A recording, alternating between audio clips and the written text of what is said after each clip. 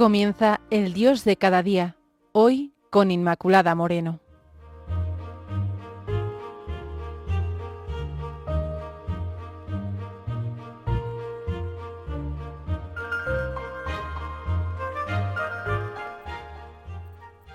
Queridos amigos, hoy vamos a desarrollar la reflexión en torno a un símbolo, el del pez.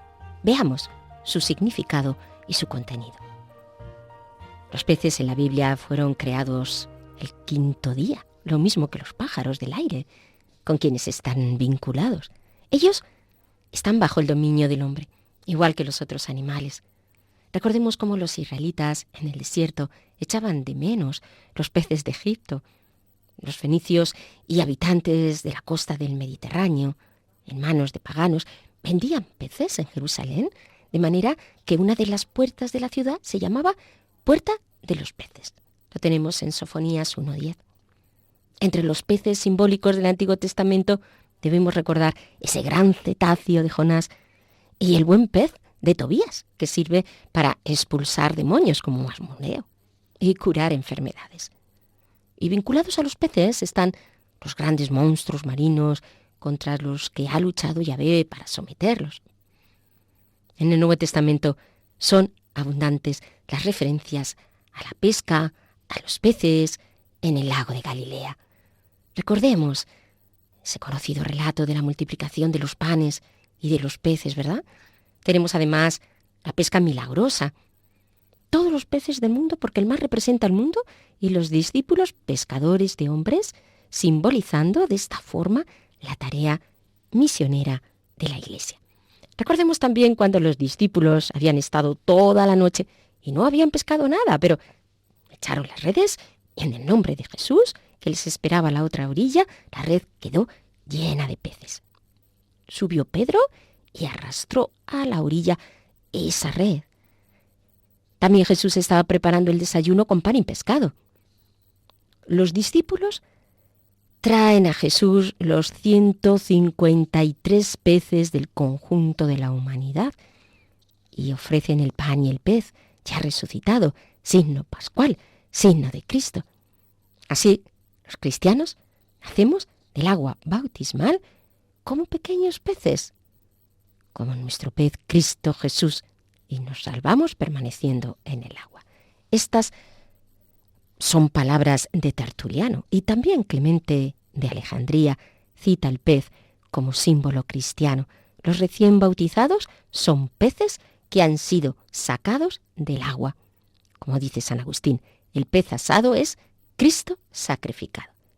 Además, desde el siglo IV, el nombre griego pez se entiende como un acróstico de la fórmula de fe Jesucristo, Hijo de Dios Salvador. Este es su significado.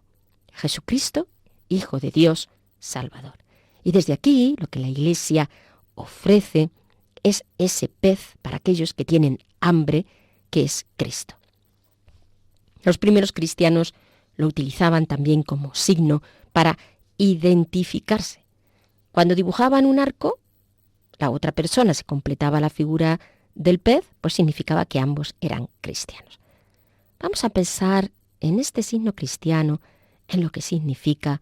Jesús quiere decir en hebreo, nos dice el catecismo en el punto 430, Dios salva.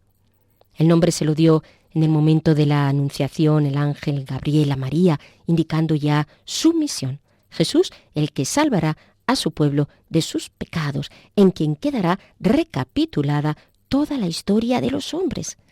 El nombre de Jesús significa el mismo nombre de Dios que está presente en la persona de su Hijo, hecho hombre para la redención universal. Él es el nombre divino, el único que traerá la salvación, porque no hay bajo el cielo otro nombre dado a los hombres por el cual podamos salvarnos. En su humanidad estaba Dios reconciliando al mundo consigo. Por la resurrección, el nombre de Jesús se manifiesta como el nombre sobre todo nombre. Luego, en este día, amigo, pronuncia el nombre de Jesús. Jesús, Jesús, el único nombre que puede liberar, sanar, salvar, el nombre sobre todo nombre, la última palabra que dijo Santa Juana de Arco antes de morir, la palabra que deben recitar nuestros labios continuamente, porque nombra a Jesús, resucitado de entre los muertos, quien es nuestra salvación, nuestra gloria. Te invito a que en este día pronuncies sin dudarlo, sin parar, el nombre de Jesús, el nombre sobre todo nombre, Jesucristo, Hijo de Dios, Salvador. Otro de los significados que entraña el signo del pez es el de Hijo de Dios. En el Antiguo Testamento nos dice el Catecismo en el punto 441, era un título dado a los ángeles, al pueblo elegido, a los hijos de Israel. También se daba a los reyes. Indica una filiación entre Dios y sus criaturas. En principio, se le aplicó a Jesús para indicar que Él era el Mesías. Sin embargo, cuando Pedro confiesa a Jesús como Hijo de Dios, quería decir que Él era Dios, el Dios vivo. Y Pablo, al tener ese encuentro con Jesús, expresa que fue realmente un encuentro con el Hijo de Dios y este será el centro de su predicación apostólica. Jesús dice de sí que Él es el Hijo de Dios. Ante el Sanedrín, al hablar del Padre, que es más que Abraham, o los propios ángeles, haciendo distinción entre la paternidad como adopción y la paternidad propia del Hijo único de Dios respecto al Padre. Porque Jesús afirma que Él es el Hijo de Dios y con ello habla de su preexistencia eterna.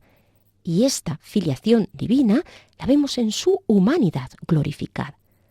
Nombra en este día a Jesús, aunque tu fe sea débil, y se irá reforzando con el latido repetido de su nombre, y vas a ir sintiendo una gran paz al nombrar a Jesús, al Hijo de Dios, el que existía desde el principio, el que optó por entregarse a los hombres, el Dios vivo y verdadero. ¿Lo crees de veras? Porque si lo crees, no hay nada que sea imposible para Él. Recuérdalo. Pero hay un tercer sentido en el pez, el de Salvador. Jesucristo, 1. Hijo de Dios, 2. Salvador, 3. ¿Qué significa? Entendemos salvar como liberar de algo. Jesús nos salva porque nos libera de la muerte eterna.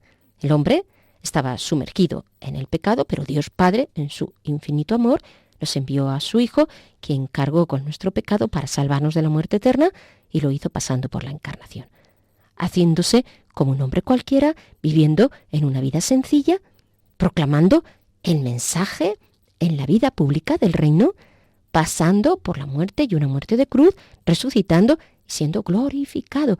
Así se produce este admirable intercambio, correspondiéndonos a nosotros morir. Él toma nuestros pecados, coge nuestra carga y la toma sobre sí, salvándonos, reparando cada herida de nuestro ser para que podamos quedar restaurados. Dice el número 433 del Catecismo: el nombre de Jesús Salvador era invocado una sola vez al año por el sumo sacerdote para la expiación de los pecados de Israel, cuando había asperjado el propiciatorio del Santo de los Santos con la sangre del sacrificio. El propiciatorio era el lugar de la presencia de Dios. Cuando San Pablo dice que Jesús, Dios lo exhibió como instrumento de propiciación por su propia sangre, y en su sangre hemos sido salvados, liberados. La sangre preciosa de Jesús. En el Antiguo Testamento, la sangre significa vida. Desde el momento en el que se inicia la pasión de Jesús, se inicia todo un itinerario de derramamiento de sangre y de vida para nosotros. En todo ese proceso, recordemos la visión de Santa Catalina de Emmerich, beata, monja agustina, mística, escritora alemana, nacida en el 1774 y muerta en el 1824 en el momento de la flagelación. Los paños que María Magdalena va empapando en la sangre de Cristo, captando inspiradamente ese amor derramado, la vida derramada que se manifiesta en la sangre derramada del Hijo de Dios.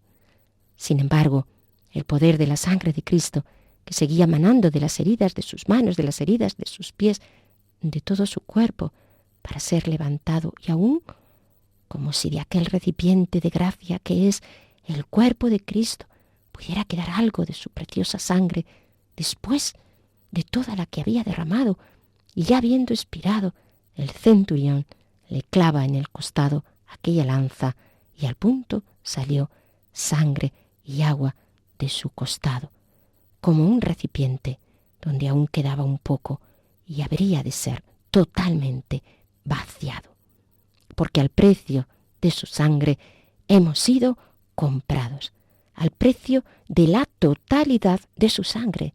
Y fue esa sangre la que manaba como un manantial de vida, vivificándonos, corría mezclada con el sudor y la lluvia, como un torrente de vida en el rostro de aquel centurión y en el alma de cada uno de nosotros, que al quedar regados por su preciosa sangre, quedamos curados de nuestras heridas y bendecidos por el poder de la sangre de Cristo.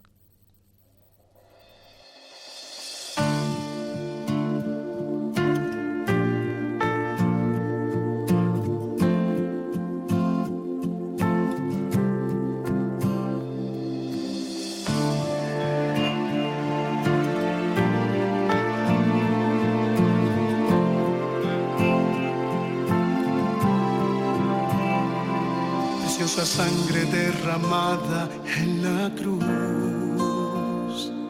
venció el Cordero que entregó su corazón,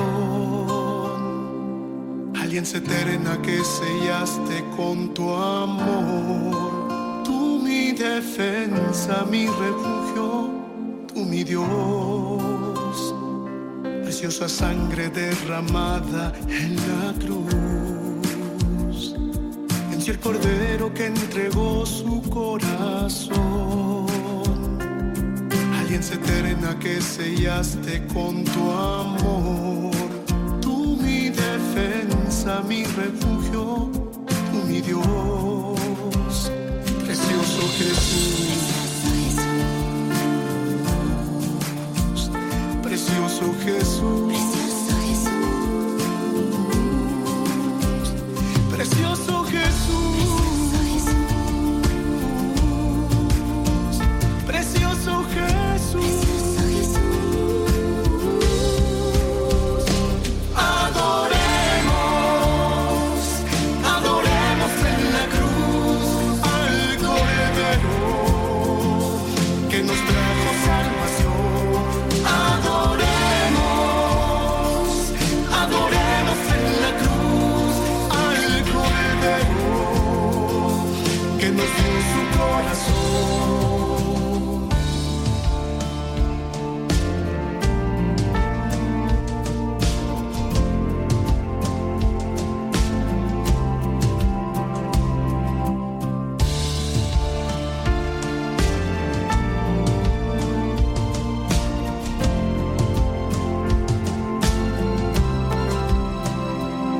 Preciosa sangre derramada en la cruz, venció el Cordero que entregó su corazón, alianza eterna que sellaste con tu amor. Tú mi defensa, mi refugio, tú mi Dios. Queridos amigos de Radio María, estamos en el programa El Dios de cada día, hablando del símbolo del pez, Jesús, Hijo de Dios, Salvador, de la preciosa sangre de Cristo y del poder de su sangre. Pero, ¿qué entendemos por poder? El poder es una tentación fuerte en el ser humano. Queremos dinero para tener poder. Poder sobre los demás, para adquirir más cosas, más casas, más coches, más cosas materiales. Y nos sentimos como seguros, importantes, empoderados, que se dice ahora. Fardamos, aparentamos, pero ¿qué? ¿En qué queda todo eso? Está también el poder político, por el cual pues muchos no dudan en utilizar los medios que sean y no precisamente lícitos para llegar a él. Y llegado a ese poder, organizar, decidir, manipular, hacer dictaduras para imponer formas, maneras de vida, más dinero, más poder. Son bocas hambrientas e insaciables. Luego está el poder también que nos da incluso las capacidades que Dios nos ha dado. La inteligencia, hombre, porque superamos a los demás y así medramos con los fines no lícitos para sacar provecho de los otros, engañarlos, y miramos a los demás con inferioridad, generando un narcisismo maquiavélico en algunos casos.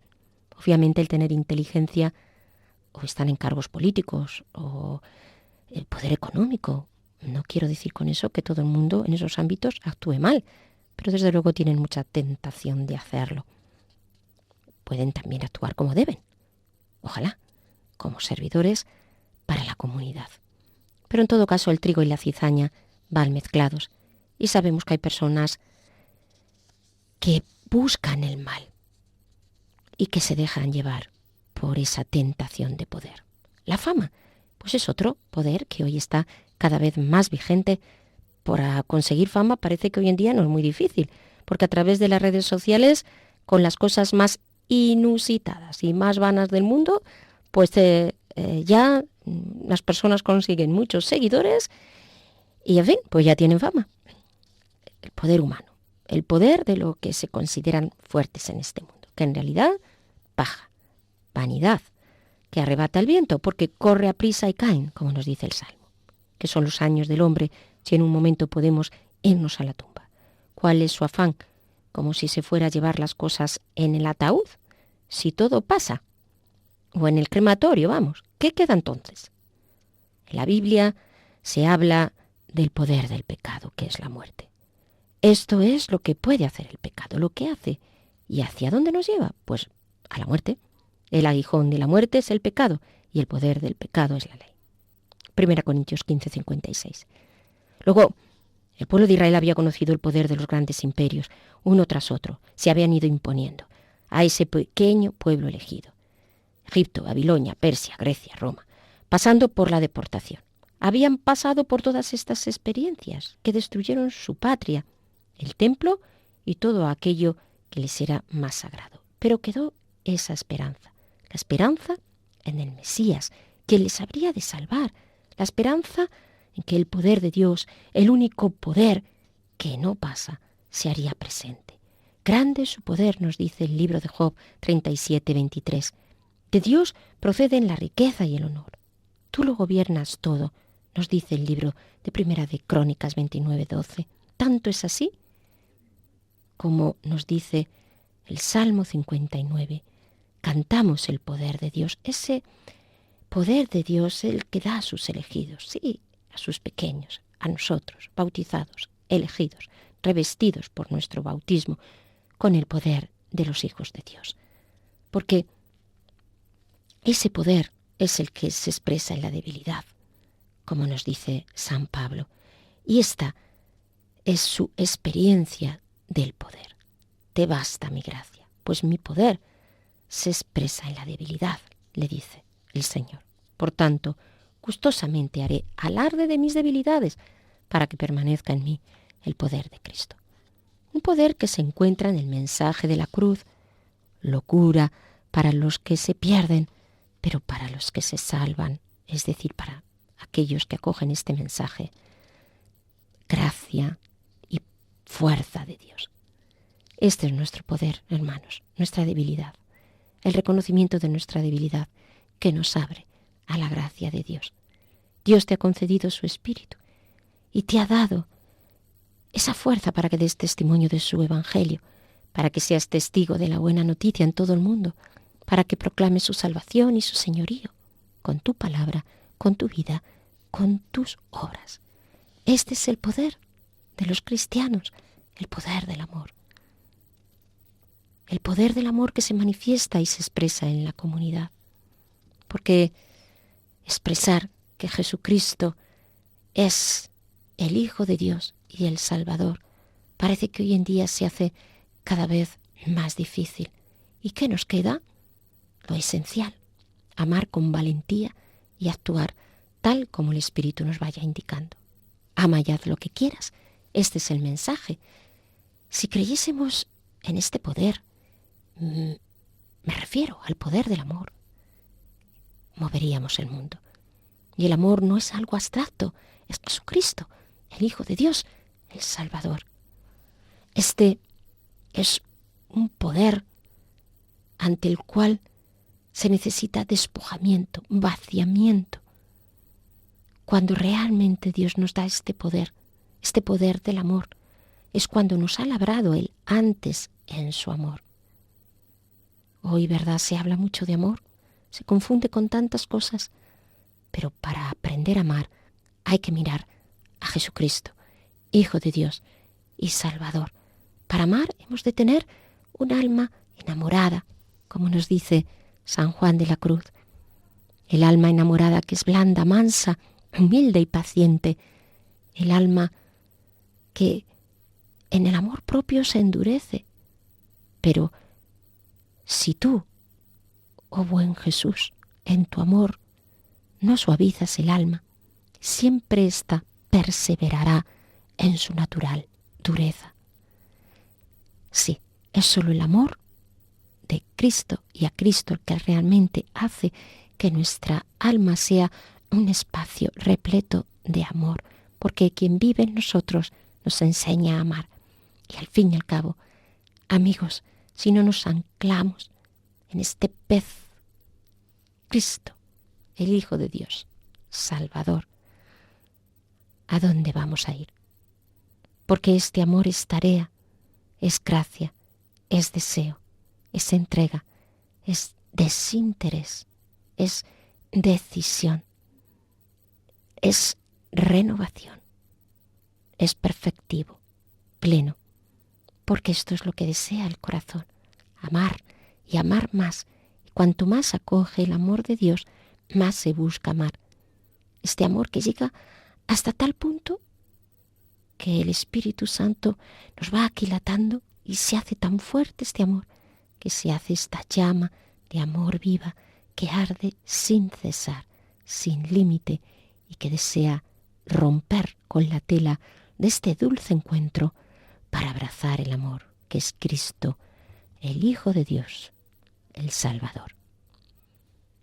Termino, queridos hermanos, con ese conocido texto de Teresita en el que nos viene a decir que el amor lo es todo. Al contemplar el cuerpo místico de la Iglesia, no me había reconocido a mí misma en ninguno de los miembros que San Pablo enumera, sino que lo que yo deseaba era más bien verme en todos ellos. Entendí que la Iglesia tiene un cuerpo resultante de la unión de varios miembros, pero que en este cuerpo no falta el más necesario y noble de ellos. Entendí que la Iglesia tiene un corazón y que este corazón está ardiendo en amor. Entendí que solo el amor es el que impulsa a obrar a los miembros de la Iglesia, y que si faltase este amor, ni los apóstoles anunciarían ya el Evangelio, ni los mártires derramarían su sangre. Reconocí ciertamente y me convencí de que el amor encierra a todas las vocaciones, que el amor lo es todo, que abarca todos los tiempos y lugares, en una palabra, que el amor es eterno. Oh Jesús, amor mío, por fin he encontrado mi vocación. Mi vocación es el amor. Sí, he hallado mi propio lugar en la Iglesia, y este lugar es el que tú me has señalado, Dios mío. En el corazón de la Iglesia, que es mi madre, yo seré el amor. De este modo lo seré todo, y mi deseo se verá colmado. Pues con este maravilloso texto de Teresa del Niño Jesús, hermano, me despido de todos ustedes. Sé el amor en el corazón de la Iglesia. Deja que Jesucristo, Hijo de Dios Salvador, entre en tu vida con toda plenitud.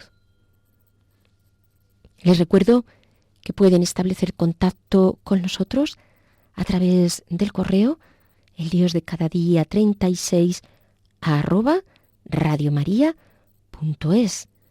Repito, el Dios de cada día 36 @radiomaria.es. También les recuerdo que pueden encontrar en la página web de Radio María el podcast del programa. Gracias y hasta el próximo encuentro.